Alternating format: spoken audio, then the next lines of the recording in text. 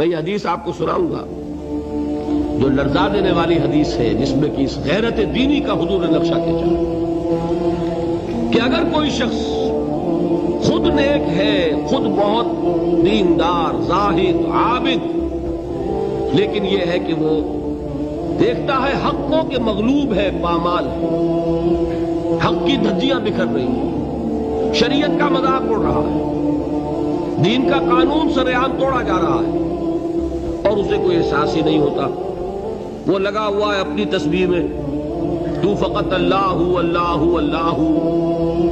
اس شخص کا دین میں کیا حکم ہے وہ دو حدیثوں سے سمجھ لیجیے، بلکہ ایک ہی حدیث اس وقت کفایت کر جائے گی، وقت کم ہے۔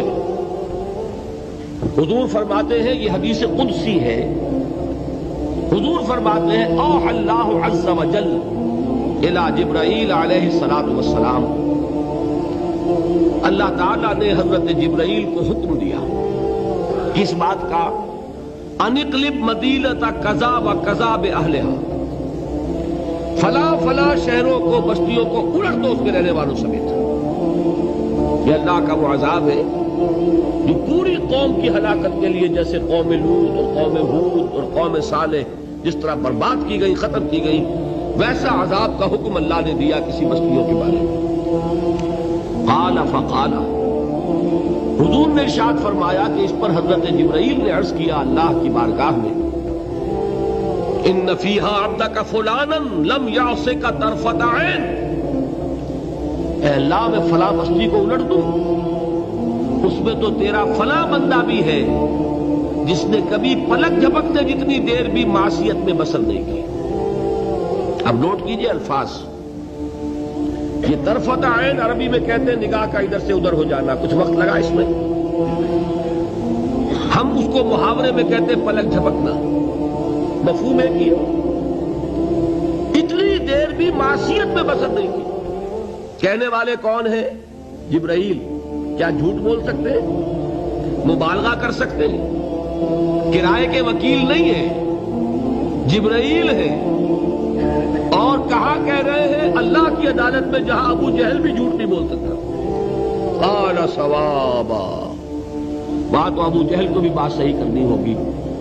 اب اگر یہ بات ہے تو ذرا تصور کیجئے ایک شخص کی ذاتی نیکی کا، جس کے بارے میں جبرائیل کی گواہی بارگاہ خداوندی میں یہ ہے کہ اللہ تیرے اس بندے نے تو پلک جھپکتے جتنی دیر بھی معصیت میں بسر نہیں کی۔ اس کا ذاتی کردار، اس کی ذاتی نیکی، اس کی ذاتی دینداری، اس کی عبادت گزاری، اس کا زہد، اس کا تقویٰ کس درجے کا ہوگا ہم تصور بھی نہیں کر سکتے۔ لیکن اب سنیے، اقلبھا علیہ وعلیہم، قال فقال، حضور فرماتے ہیں کہ اللہ تعالیٰ نے جواباً ارشاد فرمایا حضرت جبرائیل سے، الٹو اس بستی کو، پہلے اس بدبخت پر پھر دوسروں پر۔ دلیل کیا دی ہے؟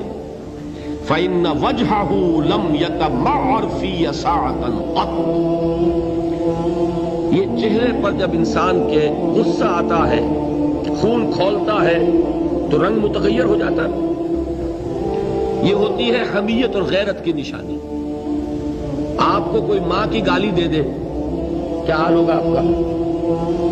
اگر تو آپ کے جسم میں جان ہے تو جانے نہیں دیں گے۔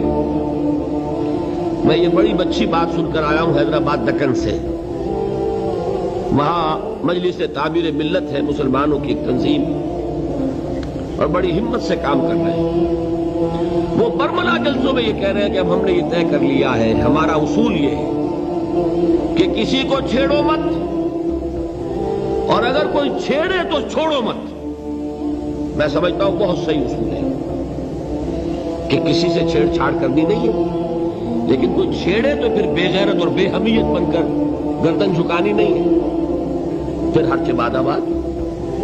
اسی کا ہے اصل میں یہ نقشہ کہ انسان کو اگر اس کی ماں کی کوئی شخص شان میں گستاخی کر گیا ہے تو اگر اس میں جان ہے وہ جانے نہیں دے گا، نہیں ہے تب بھی اس کے پورے جسم کا خون اس کے چہرے پر تو آ جائے گا کہ نہیں، کانپے گا، لرزے گا، غصے میں آئے گا، قہر درویش پر جانے درویش چاہے پی جائے، لیکن یہ نہیں ہو سکتا کہ اس کے چہرے کا رنگ متغیر نہ ہو۔ حضور نے فرمایا یہ وہ شخص ہے